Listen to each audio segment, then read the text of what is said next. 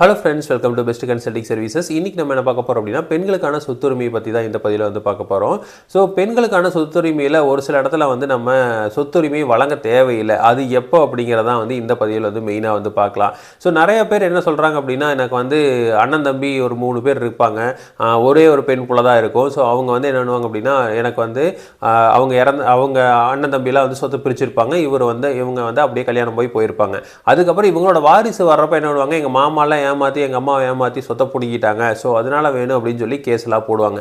So அந்த மாதிரி இருக்கிற இடத்துல வந்து பார்த்திங்கன்னா, இது மெயினாக எந்த இடத்துல வந்து இது கோர்ட்டில் செல்லாது அப்படின்னா, 1989க்கு மேலே தான் வந்து தமிழ்நாட்டில் ஒரு சட்ட திருத்தம் கொண்டு வந்தாங்க பெண்களுக்கான சொத்துரிமையில்.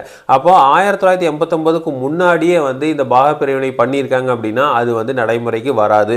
ஸோ 1989க்கு அப்புறம் தான் வந்து இதை வந்து பிரிச்சிருக்காங்க அப்படின்னா அது வந்து கண்டிப்பாக வந்து நீங்கள் கோர்ட்டில் கேஸ் போட்டு உங்களோட பங்கை வந்து வாங்க முடியும். ரெண்டாவது பார்த்தீங்க அப்படின்னா, விடுதலை பத்திரம் உங்கள் அம்மா வந்து கைப்பட எழுதி கொடுத்துருக்காங்க அப்படிங்கிற பட்சத்தில், சப் ரிஜிஸ்டர் ஆஃபீஸில் அது ரிஜிஸ்டர் ஆகிருக்கு அப்படிங்கிற பட்சத்தில் உங்களால் வந்து திரும்ப வந்து அதை நம்ம வந்து எனக்கு உரிமை இருக்குது அப்படின்னு சொல்ல முடியாது. ஏன்னா அப்போ வந்து நீங்கள் என்ன பண்ணிட்டீங்க அப்படின்னா, நீங்கள் வந்து விடுதலை பத்திரம் எழுதி கொடுத்துட்டீங்க. அந்த விடுதலை பத்திரத்துலையும் வந்து நான் முழு மனதுடன் சொந்த சுய அறிவோட வந்து நான் எழுதி கொடுக்குறேன்னு சொல்லியிருப்பீங்க. அப்படி கொடுத்ததுக்கு அப்புறம் வந்து அதை கேட்கறது வந்து கரெக்ட் கிடையாது. ஸோ அது வந்து நமக்கு செல்லாது. ரெண்டாவது பார்த்தீங்க அப்படின்னா, நீங்கள் அந்த விடுதலை பத்திரத்தில் இல்லாமல் பத்திரத்திலேயே என்ன பண்ணியிருப்பீங்க அப்படின்னா, எனக்கு தேவையான சொத்தை வந்து நான் வந்து எங்கள் அண்ணனுக்கே கொடுத்துட்றேன், அதுக்கு பதிலாக நான் இதை வாங்கிட்டேன் அப்படின்னு எழுதியிருந்தீங்க அப்படின்னாலும் கண்டிப்பாக வந்து உங்களால் கிளைம் பண்ண முடியாது. அது 1989க்கு அப்புறமா இருந்தாலும் சரி, முன்னையாக இருந்தாலும் சரி, அது வந்து நீங்கள் ஏதாவது ஒன்று பெற்றுட்டு நீங்கள் ஏதாவது வாங்கிட்டேன், இதுக்கு பகரமாக இதை வாங்கிட்டேன் அப்படின்னு எழுதி கையெழுத்து போட்டிருந்தீங்க அப்படின்னா கண்டிப்பாக வந்து உங்களால் வந்து அதை கிளைம் பண்ணவே முடியாது. ஸோ அப்போ எனக்கு வந்து கம்மியான காசை கொடுத்துட்டு ஏமாற்றிட்டாங்க அப்படி இப்படின்லாம் நம்ம சொல்ல முடியாது. ஏன்னா அது வந்து கொடுத்தப்பவே வந்து உங்களுக்கு தெரியும் அதோட மதிப்பு எவ்வளோன்னு தெரியும். ஸோ அதுக்கேற்ற மாதிரி தான் நீங்கள் பொருள் வந்து வாங்கியிருக்கேன் அப்படின்னு போட்டிருப்பீங்க. ஸோ நம்ம பத்திரம் ரிஜிஸ்டர் பண்ணுறது பார்த்திங்க அப்படின்னா கைட்லைன் வேல்யூ தான் பண்ணுவோம். இப்போ 1 கோடி ரூபா மதிப்புள்ள ஒரு சொத்து இருக்குது அப்படின்னா அது கைட்லைன் வேல்யூ பார்த்திங்க அப்படின்னா ஒரு கிட்டத்தட்ட ஒரு 10 லட்ச ரூபா தான் இருக்கும். அப்போ அந்த 10 லட்ச ரூபாயில் நான் 1 லட்ச ரூபா கொடுத்துட்டேன், 2 லட்ச ரூபா கொடுத்துட்டேன் அப்படின்னு சொல்லி தான் நீங்கள் சைன் பண்ணியிருப்பீங்க. ஸோ 1 கோடி ரூபா சொத்தை வந்து எனக்கு ஒரு 5 லட்ச ரூபாய்க்கு கொடுத்துட்டு ஏமாற்றிட்டாங்கன்னு சொல்ல முடியாது. ஏன்னா அந்த சொத்தோட மதிப்பு கைட்லைன் வேல்யூ படி 10 லட்சமாக தான் இருக்கும்.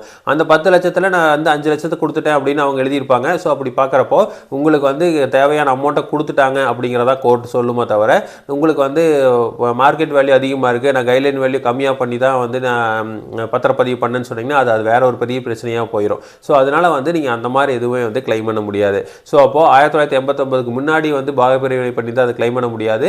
அடுத்து வந்து நீங்கள் விடுதலை பத்திரமோ இல்லை வந்து இதுக்கு பதிலாகவோ எனக்கு ஏதாவது ஒன்று பண்ணிட்டாங்க அப்படின்னு எழுதி கையெழுத்து போட்டிருந்தீங்க அப்படின்னா உங்களுக்கு கண்டிப்பாக சொத்துரிமையில் பங்கை வந்து நீங்கள் கேட்க முடியாது. மற்றபடி எல்லாமே வந்து பார்க்கலாம். அதே மாதிரி ஒரு பாகப்பிரிவினை பண்ணிட்டாங்க, பண்ணி முடிஞ்சு எல்லாமே வந்து உங்கள் அம்மாவும் சைன் பண்ணியிருக்காங்க. சைன் பண்ணதுக்கப்புறம் வந்து அவங்க அம்மா இறந்துட்டாங்க அப்படின்னா, அந்த லேடி வந்து இறந்துட்டாங்க அப்படின்னா அவங்களோட வாரிசுகள் அவங்க மாமா மேலேயோ அவங்க மாமா பசங்க மேலேயோ கேஸ் போடுறது வந்து முடியாது. ஏன்னா அவங்க வந்து ஆல்ரெடி வந்து உயிரோடு இல்லை, அவங்க வந்து ஏமாற்றி சைன் பண்ணிட்டாங்க அப்படின்னாலும் நம்ம சொல்ல முடியாது. ஏன்னா வந்து சைன் பண்ணுறப்பவே வந்து அவங்க கரெக்டாக தான் சைன் பண்ணியிருப்பாங்க, அவங்க வந்து முழு திருப்தியோடு தான் வந்து சைன் பண்ணியிருப்பாங்க. ஸோ அதனால் அந்த மாதிரி பிரச்சனையும் வந்து நம்ம கொண்டு போக முடியாது. எதெல்லாம் வந்து நம்மளை ஏமாற்றி பண்ணிட்டாங்களோ இல்லை வந்து சொத்து கொடுக்க மாட்டேன்னு சொல்கிறாங்களோ அதுக்கு தான் வந்து நம்ம கோர்ட்டில் கேஸ் போட்டு நம்மளோட வந்து ஒரு தீர்வை வந்து வாங்கிக்க முடியும். ஸோ இதே மாதிரி இன்ஃபர்மேஷன் உங்களுக்கு தொடர்ந்து வேணும் அப்படின்னு எங்கள் சேனலை சப்ஸ்கிரைப் பண்ணுங்கள். தேங்க்யூ.